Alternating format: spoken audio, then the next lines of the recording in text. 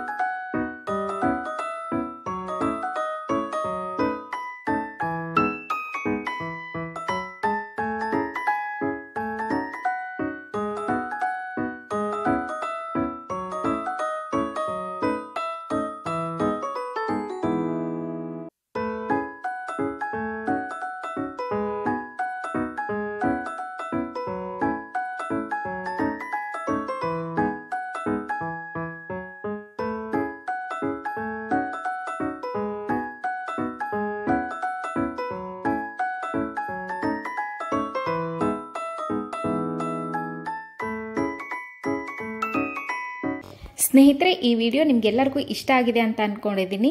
Thank you so much for watching. ಹಾಗೆ ತುಂಬ ಜನ ವಿಡಿಯೋ ನೋಡಿ ಸಬ್ಸ್ಕ್ರೈಬ್ ಮಾಡದೆ, ಲೈಕ್ ಮಾಡ್ದೇ, ಕಮೆಂಟ್ ಮಾಡ್ದೇ ಹೋಗ್ತಾ ಇದ್ದೀರಾ. ಸೊ ದಯವಿಟ್ಟು ಲೈಕ್ ಮಾಡಿ, ಶೇರ್ ಮಾಡಿ ಮತ್ತು ಸಬ್ಸ್ಕ್ರೈಬ್ ಮಾಡೋದನ್ನು ಮಾತ್ರ ಮರಿಬೇಡಿ. ಹಾಗೆ ಇನ್ನೂ ಯಾವುದೇ ರೀತಿಯಾದ ವಿಡಿಯೋ ನಿಮಗೆ ಬೇಕು ಅನ್ನೋ ಆಗಿದ್ರೆ ದಯವಿಟ್ಟು ಕಮೆಂಟ್ ಮೂಲಕ ತಿಳಿಸಿ. ಹಾಗೆ ಮತ್ತೊಂದು ಸಾರಿ ನಿಮಗೆ ವಿಡಿಯೋ ನೋಡಿದ್ದಕ್ಕೆ ನಿಮಗೆ ತುಂಬ ಹೃದಯದ ಧನ್ಯವಾದಗಳನ್ನ ತಿಳಿಸ್ತಾ ಇದ್ದೇನೆ. Thank you guys.